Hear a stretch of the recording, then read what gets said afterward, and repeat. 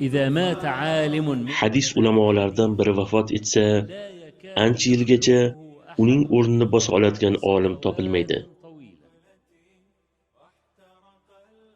Hadis ulamolarining o'limi biz uchun katta yo'qotishdir.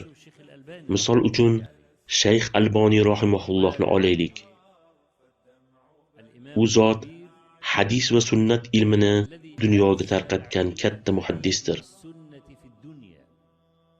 Shayx Alboniy rahimahullohning bir o'zi ko'plab ulamolar qilolmagan ishni qildi. Hozirgi kunda dunyodagi hadis ilmi bilan shug'ullangan har qanday kishining ilmida Shayx Alboniyning hissasi bordir.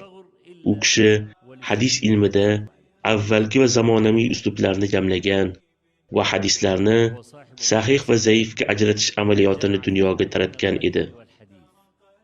To'g'ri, Shayx Alboniydan avvalroq ham hadis ulamolari bo'lgan, lekin u kishining darajasida bo'lmagan.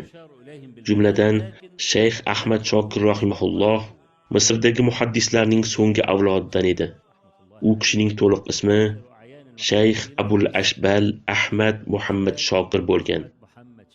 Shuningdek, Shayx Abdurrahmon ibn Yahyo al-Muallimi al-Yamani degan muhaddis olim ham o'tgan.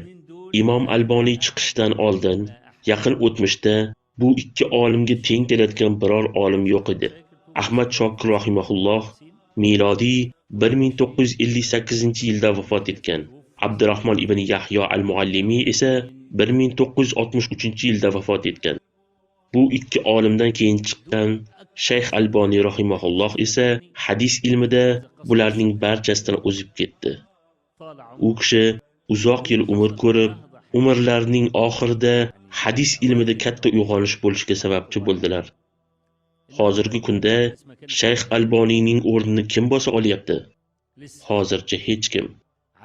Endi yana Shayx Alboniy rahimahulloh darajasidagi olim yetishib chiqquncha hali ancha yillar o'tadi.